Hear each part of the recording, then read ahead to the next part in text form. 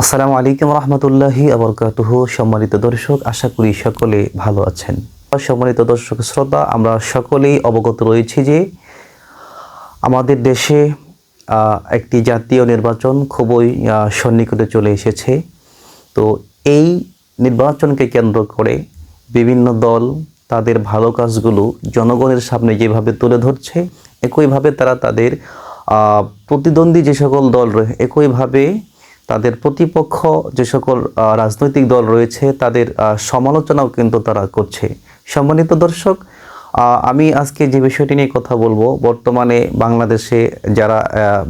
বাংলাদেশে একটি রাজনৈতিক দল রয়েছে যারা নিজেদেরকে সবচেয়ে বড় রাজনৈতিক দল মনে করে থাকে, কিন্তু আমরা ফেসবুক লক্ষ্য করলেই দেখতে পাই যে তাদের অসংখ্য বট আইডি রয়েছে এবং যেগুলোতে ধারাবাহিকভাবে মিথ্যা তথ্য তারা ছড়াচ্ছে।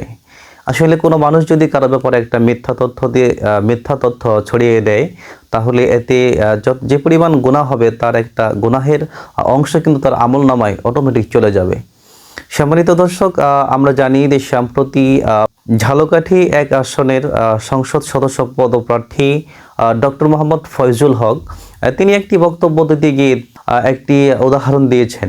যদিও আমরা ডক্টর মোহাম্মদ ফয়জুল হকের সেই বক্তব্যটাকে সমর্থন করি না, এটা হতে পারে স্লিপ অফ টাং। আমি অত্যন্ত অবাক হলাম যে একটি বিড়ির ঘটনাকে কেন্দ্র করে এমন একটি দল রয়েছে বাংলাদেশে যারা ক্রমাগত ডক্টর ফয়জুল হক সহ তিনি যেই দল থেকে নমিনেশন পেয়েছেন তাদের সমালোচনা করে যাচ্ছে। তো আমি বলতে চাচ্ছি যে যেই দলের লোকেরা তার সমালোচনা করছে তারা হচ্ছে এরকম লোক যে যাদের দলের বিভিন্ন নেতাকর্মীরা প্রতিনিয়ত মদ, গাঁজা, ফেনসিডিল ইত্যাদির সাথে তারা জড়িত হচ্ছে এবং প্রশাসনের হাতে আটক হচ্ছে, কিন্তু তারা যে ক্রমাগতভাবে ধারাবাহিকভাবে তারা এই মদ গাঁজা খাচ্ছে, তো এই সকল বিষয় কিন্তু তাদের তাদের যে নিজেদের এই বিষয়টা, এটা কিন্তু তারা মানুষের কাছে বলে না। আমরা আপনাদেরকে দেখাতে পারবো যে প্রতিনিয়তই এই দলের লোকেরা মদ, গাঁজা এবং নেশার সাথে, চাঁদাবাদির সাথে, টেন্ডারবাদির সাথে এরা কিন্তু জড়িত হচ্ছে। তো এই জন্য আমরা মানুষের ভুলটাকে এই জন্য আমরা মানুষের যে ভুল, সেই ভুলটাকে আমরা সংশোধনের জন্য তাকে পরামর্শ দিতে পারি, এরকম নগ্ন সমালোচনা করা উচিত নয়।